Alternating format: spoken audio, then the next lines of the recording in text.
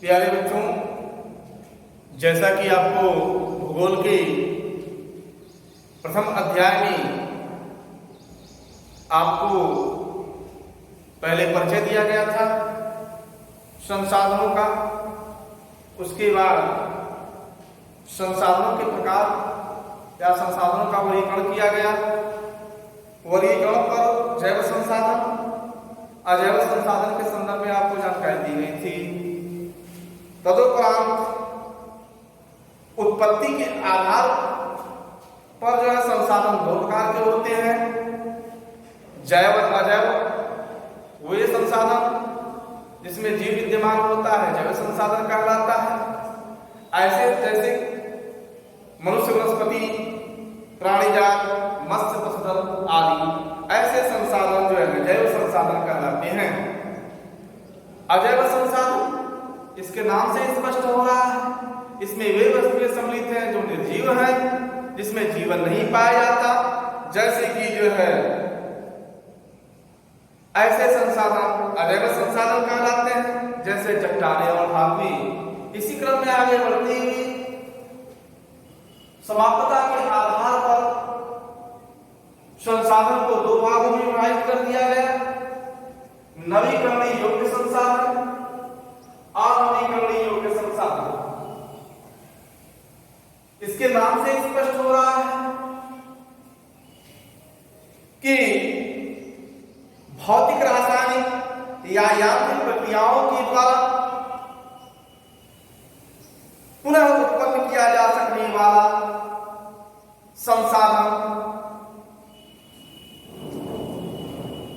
नवीकरणीय योग्य संसाधन कहलाता है। अर्थात उनको भौतिक प्रक्रियाओं द्वारा, यांत्रिक प्रक्रियाओं द्वारा और रासायनिक प्रक्रियाओं द्वारा इन संसाधन को पुनः वापस किया जा सकता है।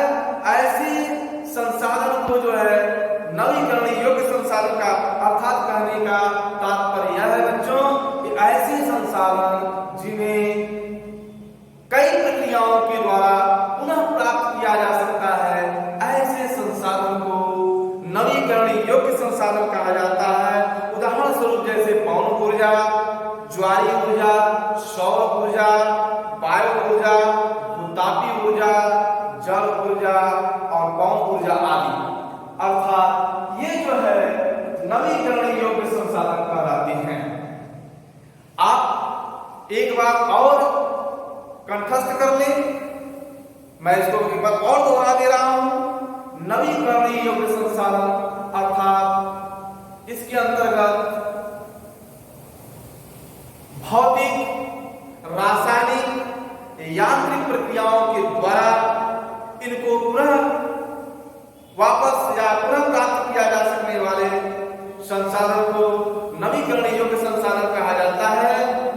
उदाहरण के लिए पवन ऊर्जा, ज्वारीय ऊर्जा, सौर ऊर्जा, भूतापी ऊर्जा, जल ऊर्जा,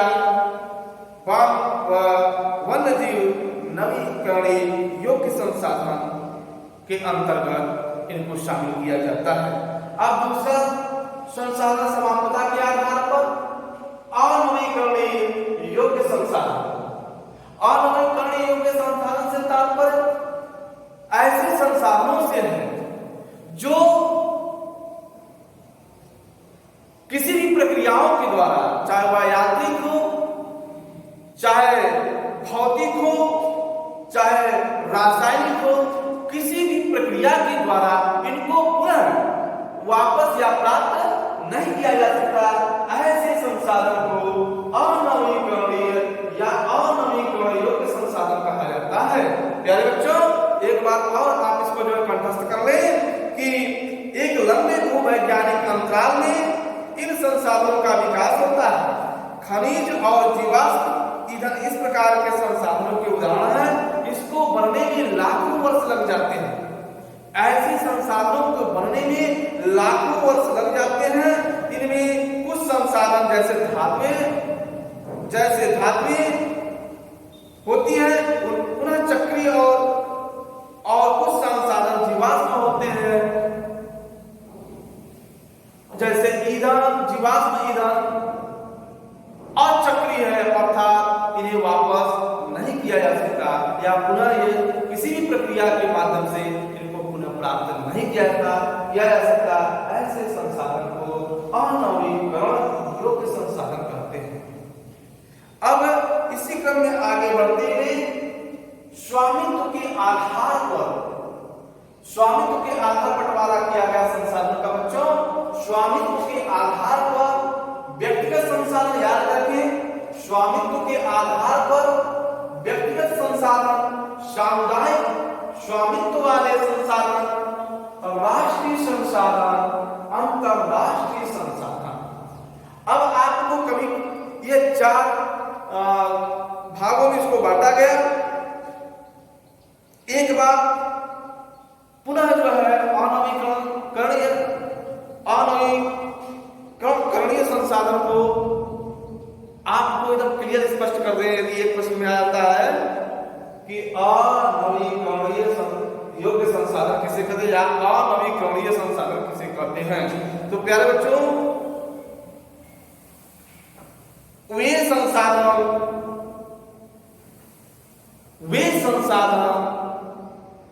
जो एक बार प्रयोग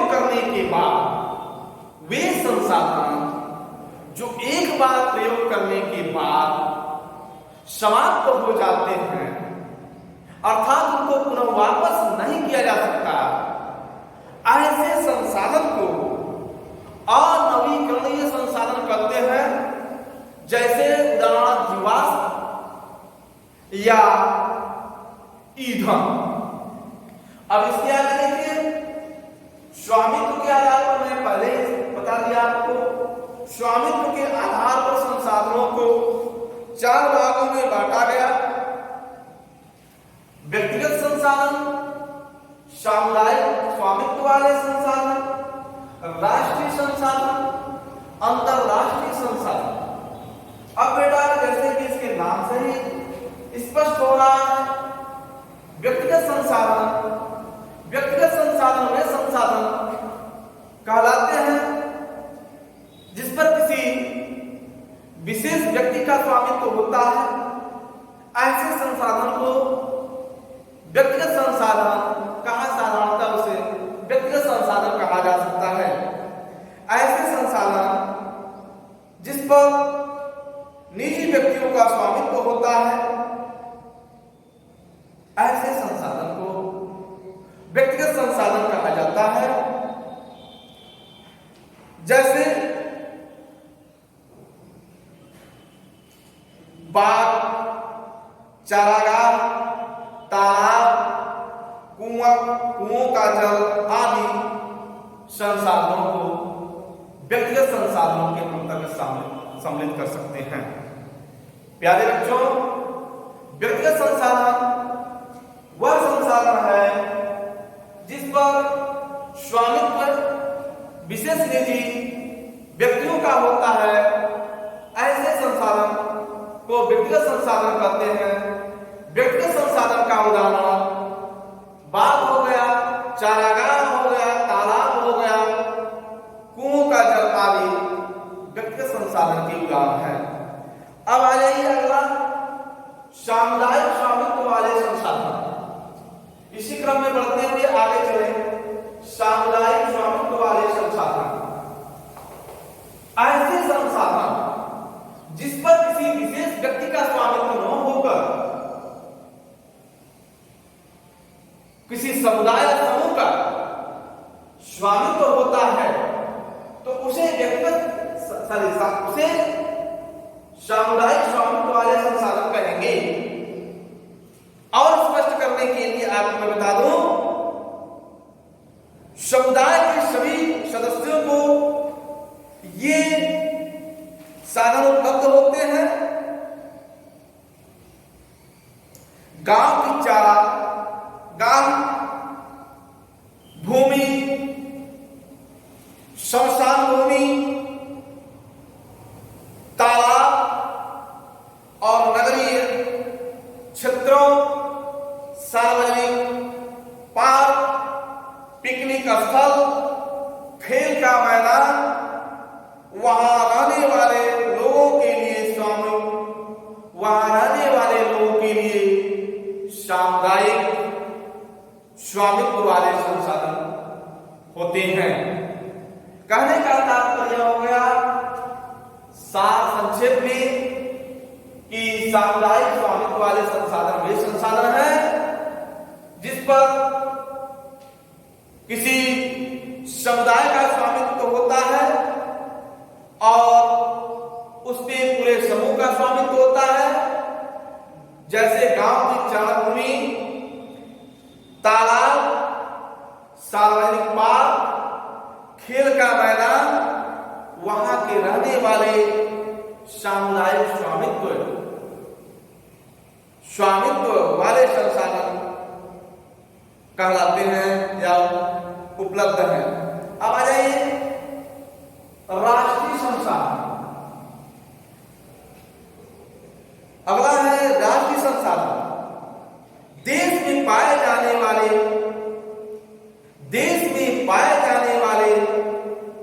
समस्त संसाधनों को तकनीकी रूप से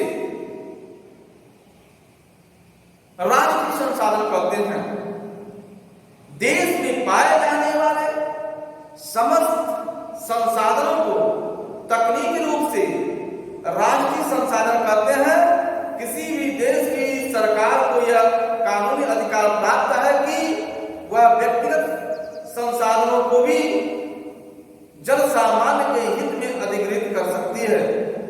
प्रायः हम देखते हैं कि सड़कें, नहरें, रेल लाइनें व्यक्तिगत स्वामित्व वाले खेतों में बनी हुई होती है। सरकार ने शहरी विकास कार्यक्रमों को भूमि अधिग्रहण का अधिकार प्रदान किया है। समस्त खनिज पदार्थ, जल संसाधन, वन तथा वन्य संसाधन, खनिज सीमाओं,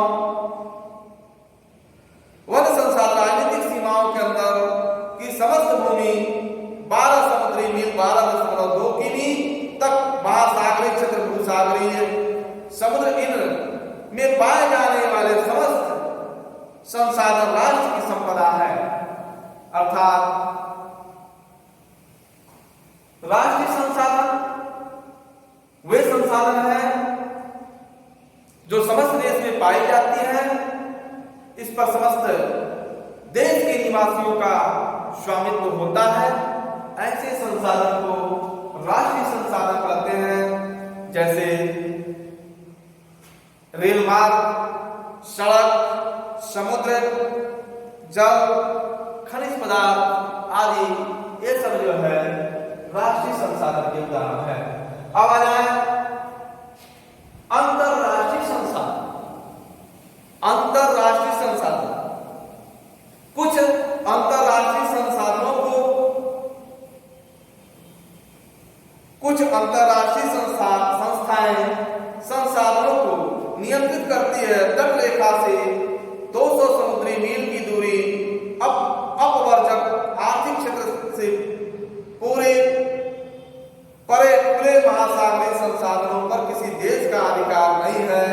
इन संसाधनों को अंतरराष्ट्रीय संस्थाओं की सहमति के बिना उपयोग नहीं किया जा सकता। अब बेटा आपको जो है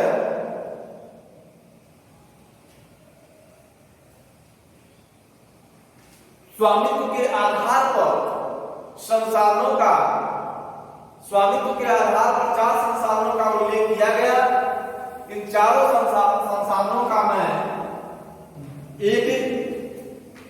व्याख्या किया और इन व्याख्या में आपको जहां तक बातें न समझ में आई हो आप उसको पूछ सकते हैं।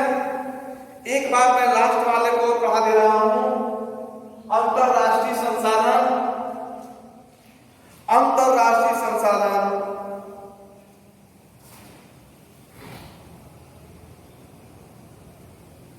वे संसाधन होते हैं जिन पर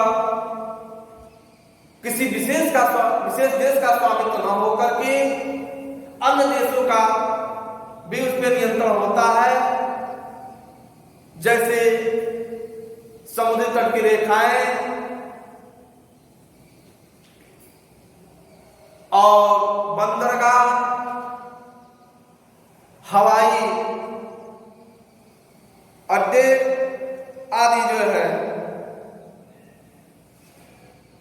अंतरराष्ट्रीय संसाधन के उदाहरण हैं। अब हमें आगे चले इसी क्रम में।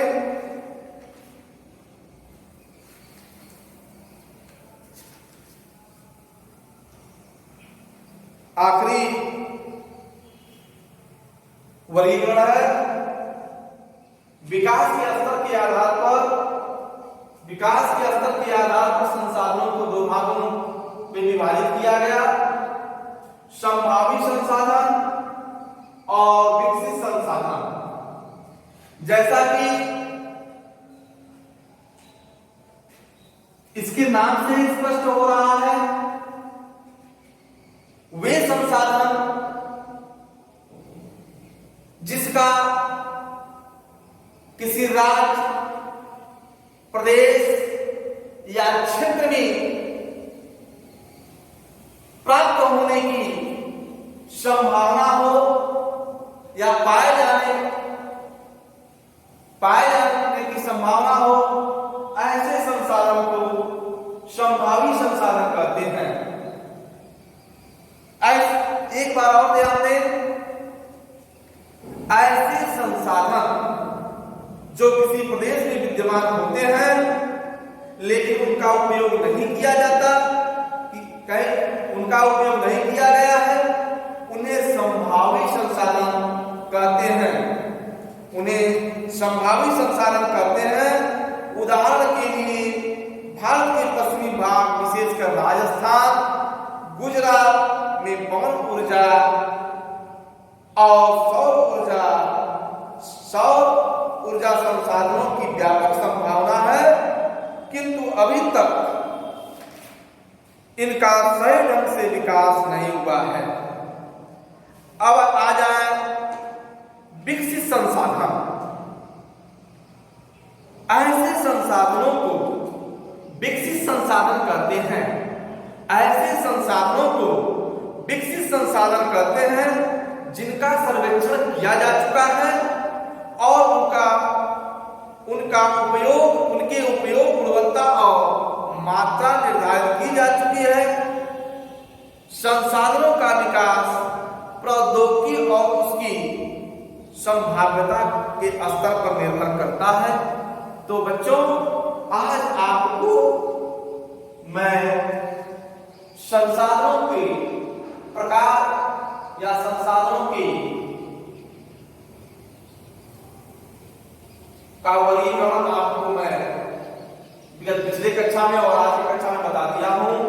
इसको याद कर ले, अपने से एक बार दोहरा ले और जो समस्या आपको आती है वह पुनः यहां पर कमेंट करके पूछ सकते हैं विद्यालय में।